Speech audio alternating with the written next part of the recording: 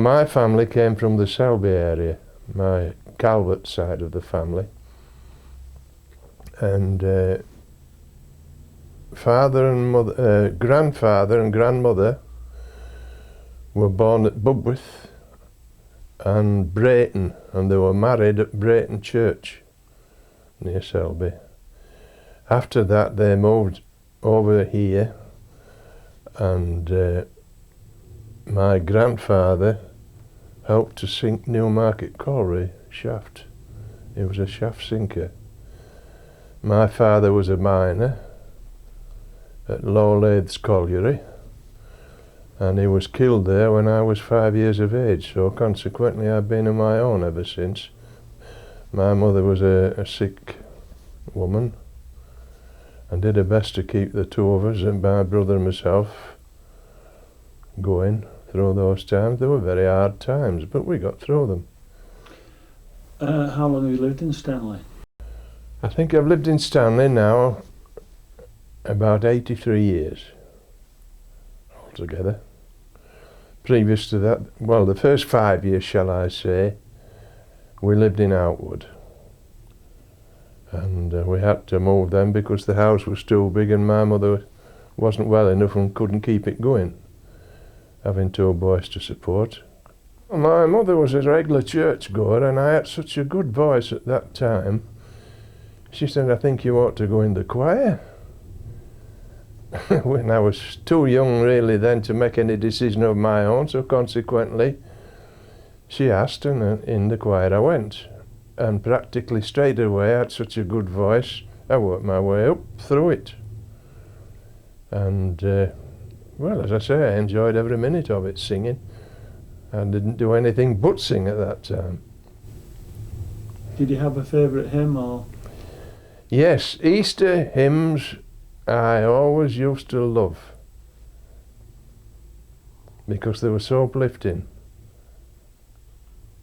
Some of the words I can still remember, and one particular hymn I can remember so vividly was when my mother took me to school, Newton Hill School, when I was 5 years of age.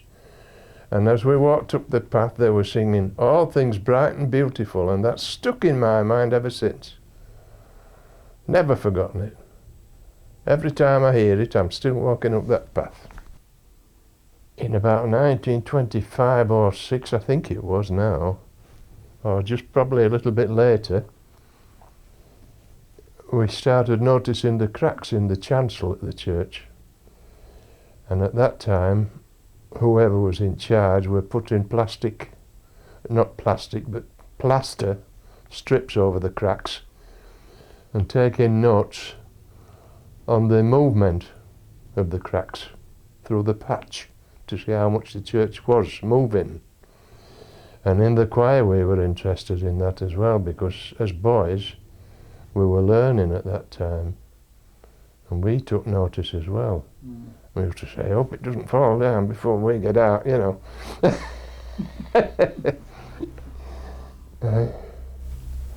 Anything particularly funny happened while you were at church? Well, we used to christen the new choir boys round the back of the church.